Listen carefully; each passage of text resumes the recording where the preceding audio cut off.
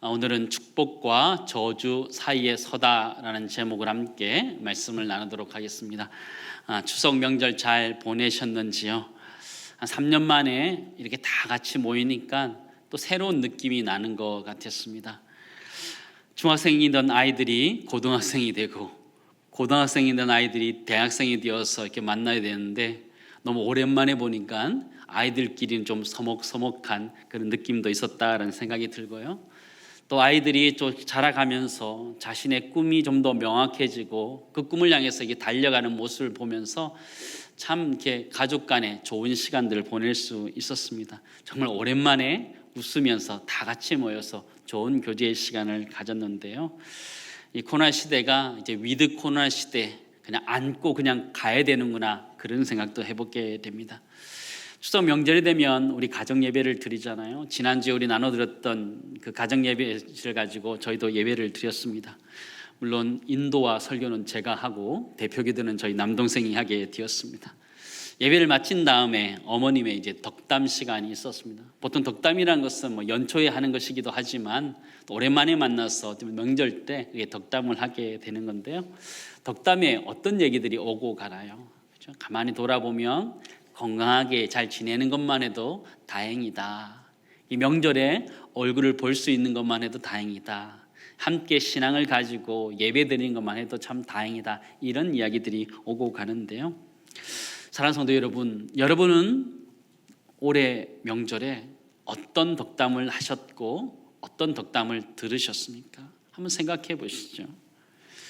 우리가 추석을 맞이해서 우리 자녀들에게 이렇게 덕담을 하는 것처럼 오늘 성경은 여호수아가 이스라엘 백성들에게 영적인 덕담을 하고 있는 모습을 우리에게 보여주고 있습니다.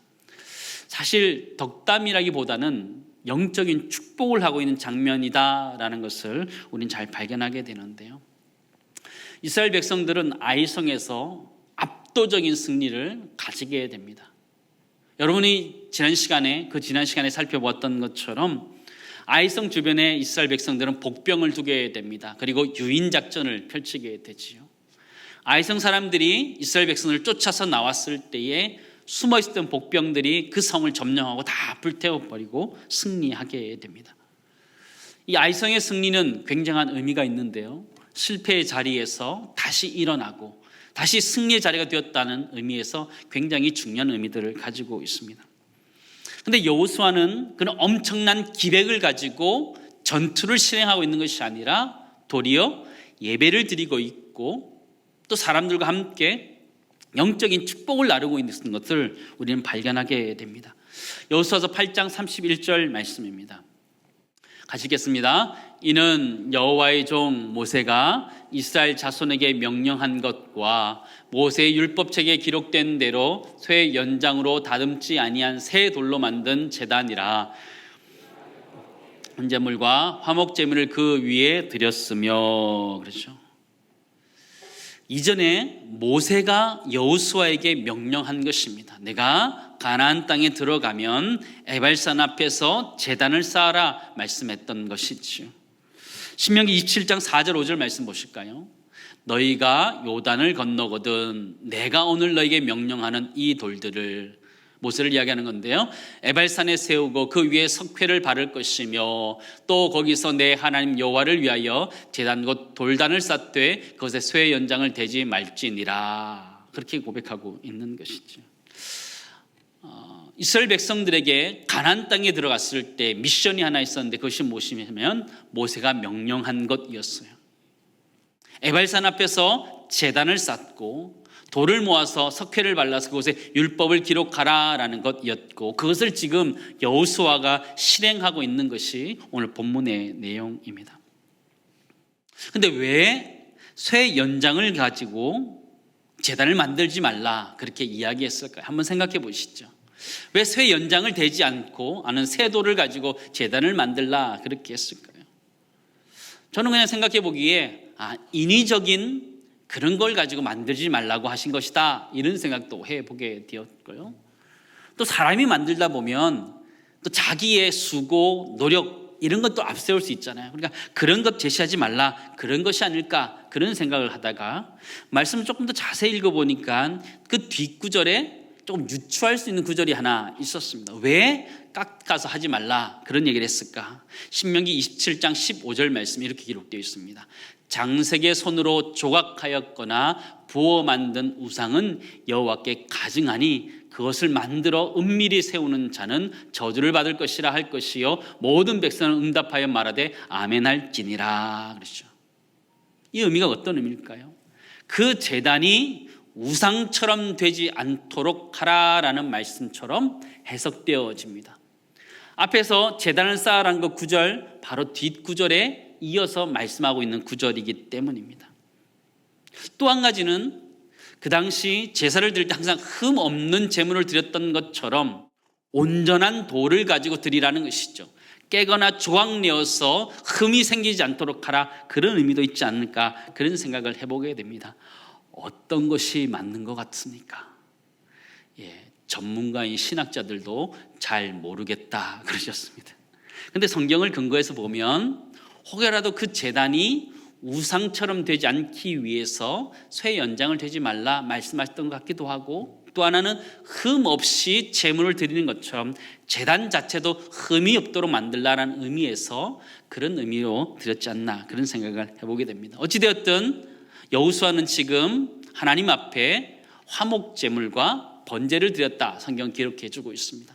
번제는 하나님께 온전히 다 드린다는 의미에서 번제이고요, 하나님과 화목하기 위해서 화목제를 드렸다 이렇게 알려져 있는데, 이스라엘 백성들의 특이한 모습이 여기에 등장하고 있습니다. 33절 말씀 우리 같이 읽겠습니다.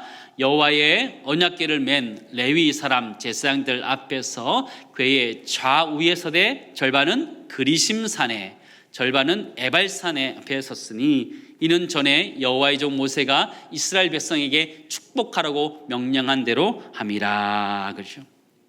이스라엘 백성들을 둘로 딱 나눠서 세우는 거예요. 반은 그리심산에, 반은 에발산에 세웠다, 이렇게 성경 기록해 주고 있는데요. 사진을 한번 보여주시죠.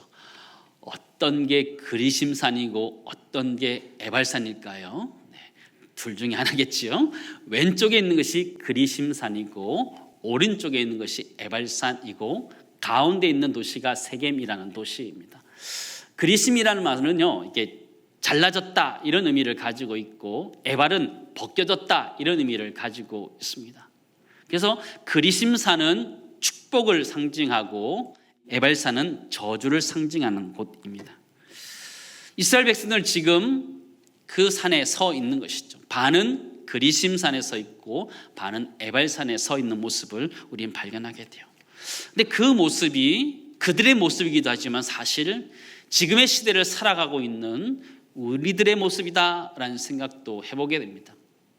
우리도 인생을 살아가다 보면 축복과 저주 사이에 서 있는 존재로 살아가고 있다라는 것이죠. 첫 번째 나누기 원하는 것은요, 우리의 존재, 우리 인간이라는 존재, 우리 그리스도인이라는 존재라는 것은 항상 축복과 저주 사이에 서 있는 그런 복의 존재로 살아가고 있다라는 사실입니다. 우리가 축복과 저주 사이에 서 있다 그러니까 그냥 가만히 서 있는 것 같은 수동적인 의미, 부정적인 의미처럼 비춰지고 있지만 그렇지 않습니다. 시편 1편 1절 2절을 보면 1절은 이렇게 기록되어 있는데요, 복 있는 사람은 악인들의 꾀를 따르지 아니하며 죄인들의 길에 서지 아니하며 오만한 자들의 자리에 앉지 아니하고, 그렇게 기록되어 있어요. 진짜 복 있는 사람은 어떤 사람이냐? 수동적으로 악인들의 꾀를 쫓지 않는 사람들이에요. 죄인들의 길에 서지 않는 사람이고 오만한 자의 자리에 앉지 않는 사람들이에요. 그러나 그게 수동적인 것만 이야기하는 것이 아니고 2절에는 적극적인 부분을 이야기하는 거예요. 2절 말씀 우리 같이 읽도록 하겠습니다. 2절, 오직 여호와의 율법을 즐거워하여 그의 율법을 주야로 묵상하는도다.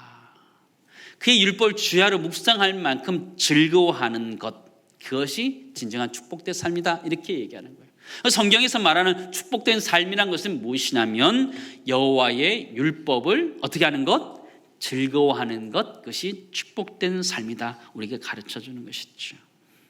오늘 본문으로 다시 돌아와서도 가만히 살펴보면 율법을 즐거워하는 것이 진정한 복이라는 것을 다시 한번 강조하고 있음을 보게 돼요. 34절 35절 말씀입니다. 그 후에 여호수아가 율법책에 기록된 모든 것대로 축복과 저주하는 율법의 모든 말씀을 낭독하였으니 모세가 명령한 것은 여호수아가 이스라엘 온 회중과 여자들과 아이와 그들 중에 동행하는 거류민들 앞에서 낭독하지 아니한 말이 하나도 없었더라. 그렇죠. 여호수아는 축복과 저주의 모든 율법의 말씀을 다 낭독했다 성경 기록하고 있고, 온 회중 더불어서 여자들과 아이들과 그들에게 거하는 거류민들에게도 다 전했다 이렇게 표현해 주고요. 여자들과 아이들과 거류민 이방인은 그 당시 사회적 약자였던 사람들이었어요. 그들에게까지 분명한 율법들이 정해졌고 율법을 잘 지키는 것이 축복된 삶이라는 것을 그들에게 들려줬다 이렇게 이야기하는 것이죠. 이스라엘 백성들은 축복과 저주 사이에 서 있었죠. 지도를 한번 보여주시죠. 산이 두 개 가운데 이렇게 표시되어 있는데 아랫 것이 그리심산이고 위에 것이 에발산입니다. 그리심산에는 시므온과 레위, 유다, 이사갈, 요셉, 베냐민 지파가 있었고, 에발산 앞에는 루벤, 갓, 아셀, 스불론, 단, 납달리 지파가 서 있었습니다. 이스라엘 백성들은 축복과 저주 사이에 서 있었는데, 여러분 축복이란 건 뭐에 근거한다 그랬어요? 율법을 지키느냐 마느냐에 관련됐다 그랬어요. 그렇다면 정말 축복과 저주라는 것은 사실은 순종과 불순종에 따라서 결정되어진다는 것을 우리는 알게 돼요. 사실 율법에서 순종하느냐 불순종하느냐가 축복을 받느냐 저주를 받느냐는 것을 결정한다는 것을 알게 돼요. 그런 관점에서 여호수아서 말씀을 다시 한번 읽어보니까 정말 그런 거예요. 여호수아서 1장 7절 말씀 여러분 기억하십니까? 7절 말씀 보여주시죠. 우리 함께 읽겠습니다. 오직 강하고 극히 담대하여 나의 종 모세가 내게 명령한 그 율법을 다 지켜 행하라. 우로나 좌로나 치우치지 말라. 그리하면 어디로 가든지 형통하리니 이 율법책을 내 입에서 떠나지 말게 하여 주야로 그것을 묵상하여 그 안에 기록된 대로 다 지켜 행하라. 그러면 내 길이 평탄하게 될 것이며 내가 형통하리라 말씀하셨습니다. 모세가 명령한 율법을 지켜 행하라 말씀하셨죠. 그것을 지금 여호수아가 행하고 있는 것이죠. 그가 명령한 것들, 율법들 지켜 행하라 말씀하실 때 그것을 지켜 행하며 했을 때 형통한 것, 그것이 축복이라는 것을 우리에게 가르쳐 주는 것이죠. 우리 그리스도인들의 삶의 축복이라는 것이 무엇입니까? 하나님 말씀대로 살았을 때에 그 말씀이 주어진 대로 주어진 삶, 축복의 삶, 형통의 삶이 진정한 축복의 삶이다 우리에게 말하는 것이. 근데 그것은 신약시대에 와서 예수님이 가르쳤던 것과 동일한 거예요. 예수님도 제자들에게 예수님의 말씀이 그들 안에 거할 때 참 제자가 된다 우리에게 말씀해 주고 있어요. 요한복음 8장 31절 32절 말씀 보시기 바랍니다. 그러므로 예수께서 자기를 믿은 유대인들에게 이르되 뭐라 그래요?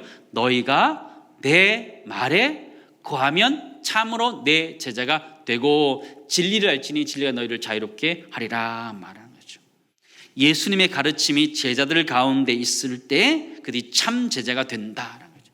이스라엘 백성들 가운데 율법을 지킴으로 인하여 그것이 그들에게 복이 되어오는 것처럼 예수님의 가르침을 그들에게 가지고 있을 때, 그들이 가지고 행할 때에 참 제자가 되는 것과 같은 의미를 가지고 있다라는 것이죠. 사랑하는 성도 여러분, 여러분 지금 어디에 서 있으십니까? 우리 인생은 축복과 저주 사이에 살아가는 인생인데 여러분 어디에 살고 있으십니까?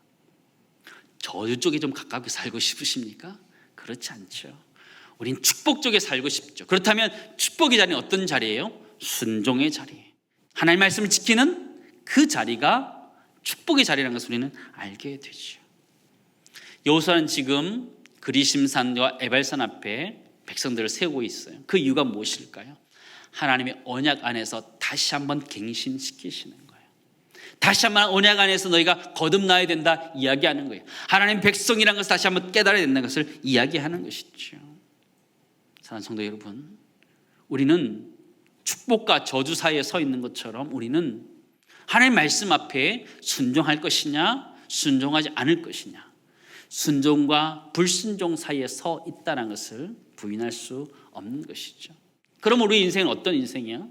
두 번째 나누기 원하는 것은 우리 인생이라는 것은 순종과 불순종 사이에 서 있는 언약의 존재라는 것을 우리 이 말씀은 우리에게 가르쳐주고 있어요.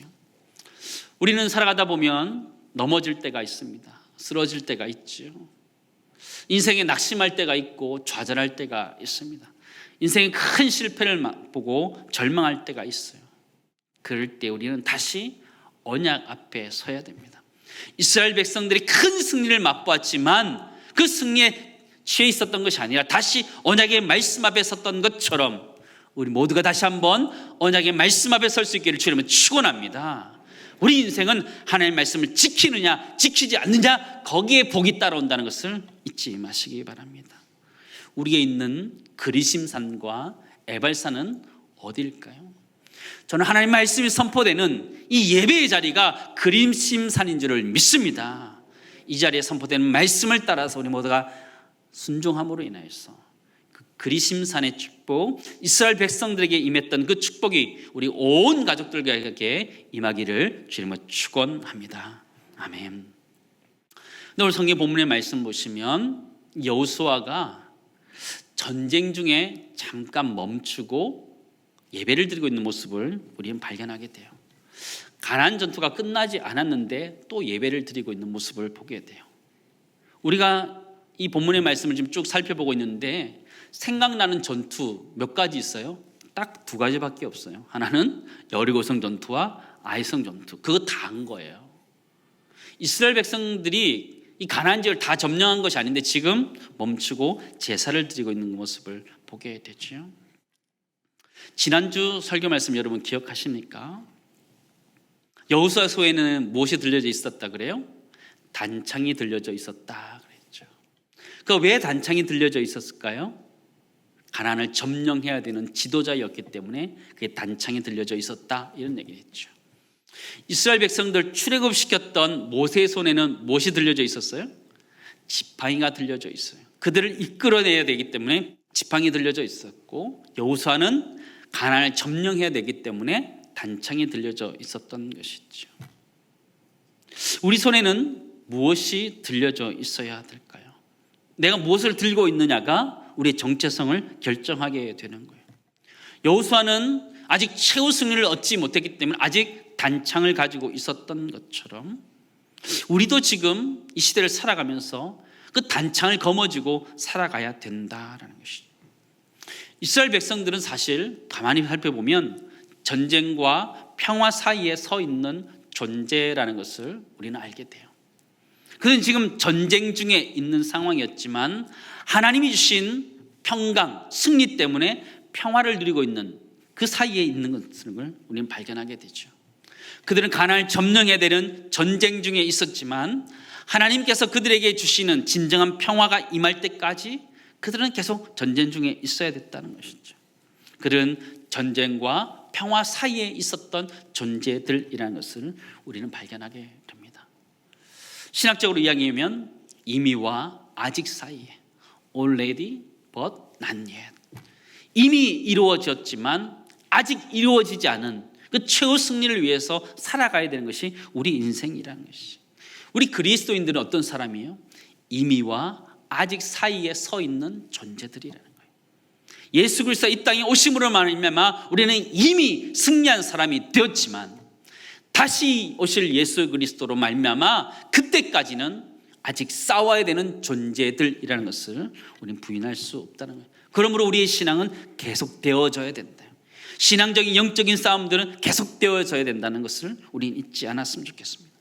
빌립보서 3장 12절 이렇게 고백하지요. 내가 이미 얻었다 함도 아니요 온전히 이루었다 함도 아니라 오직 내가 그리스도 예수께 잡힌 바 된 것을 잡으려고 달려가노라. 이 양이죠. 우리 모두는 최후의 승리를 얻을 때까지 달려가야 되는 줄을 믿습니다. 우리 인생은 전쟁과 평화 사이에 놓여져 있는 존재다라는 것이죠.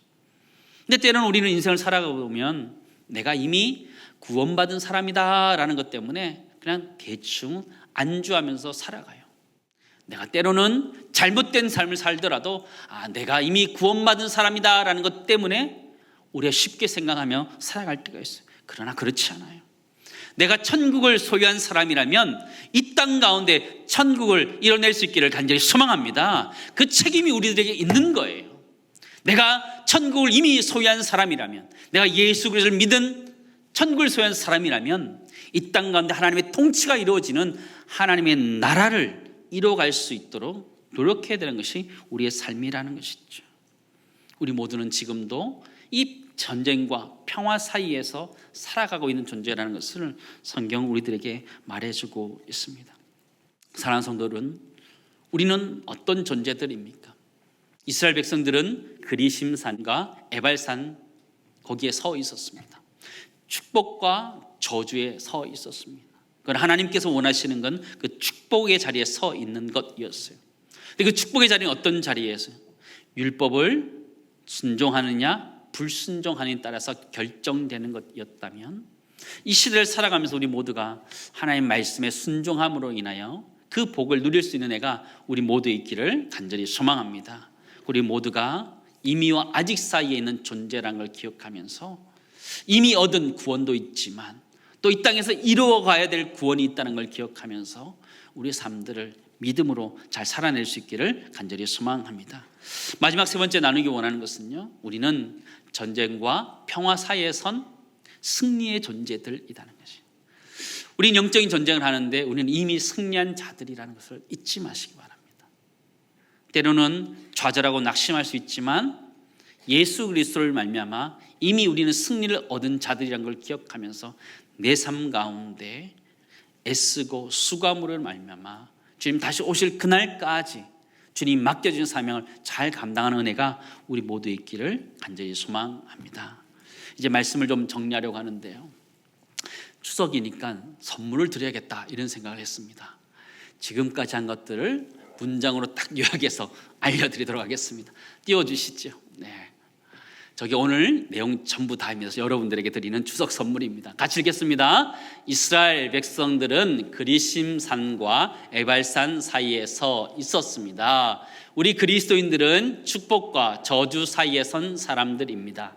시편 1편의 말씀처럼 복 있는 사람들입니다. 또한 우리 그리스도인들은 순종과 불순종 사이에 선 사람들입니다. 하나님의 말씀에 순종하는 자들로 참된 제자임을 나타내어야 합니다. 또한 우리 그리스도인들은 전쟁과 평화 사이에 선 사람들입니다.